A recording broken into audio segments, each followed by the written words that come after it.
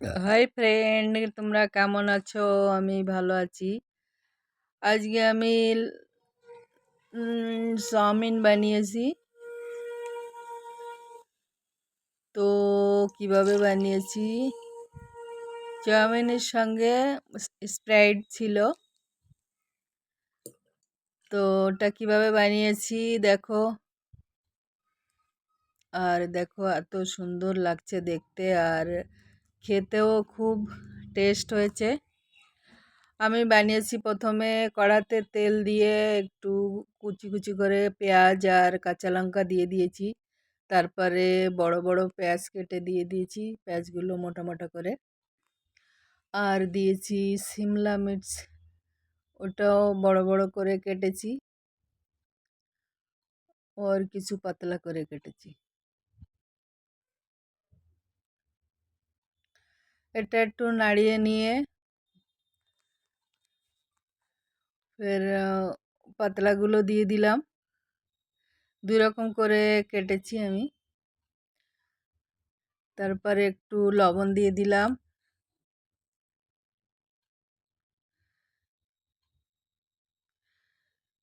দিয়ে একটু নাড়িয়ে নিয়ে এইবার আমি দিয়ে দেব পাতাকপি। পাতাকপি দিয়ে দিলাম।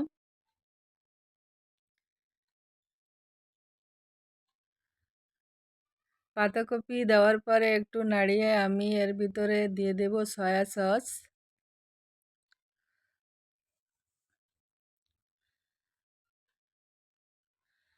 দেখো, এই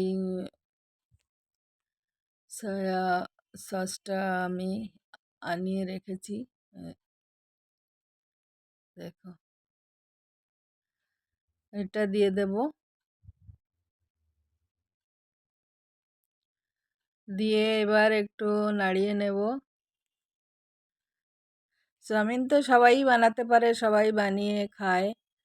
তো আমি কিভাবে বানাই সেটা দেখিয়ে দিলাম, দেখাচ্ছি। সয়া সস দিয়ে দিয়েছি। এবার আমি এর ভিতরে দিয়ে দেব ভিনিগার। এই যে ভিনিগার এনে রেখেছি, ওতে 1 চামচের মতো ভিনিগার দিয়ে দেব। ভিনিগার দিয়ে দিলাম। ভিনিগারটা না দিলেও হয়, তবে থাকলে দিতে পারো। তারপরে আমি দিয়ে দিলাম চাউমিনগুলো আমি সেদ্ধ করে রেখেছিলাম, ওইগুলো দিয়ে দিলাম। এক হাত দিয়ে নাড়াচ্ছি, তো ওই জন্য হচ্ছে না, কাঁটা চামচ দিয়েই নাড়াতে হবে।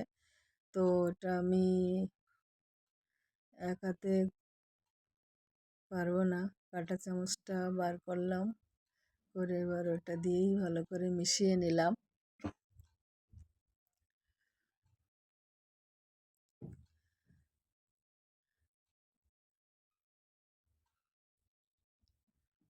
দেখো, রান্নাটা হয়ে এসছে। আর কাঁটা চামচ দিয়ে নাড়তেই, 2 হাত দিয়ে নাড়তেই ভালো হয়, কিন্তু আমার এক হাতে ফোন আছে, তো এক হাত দিয়েই নাড়ছি। ভালো করে নেড়ে এবার ঢালবো আমি। হয়ে গেছে।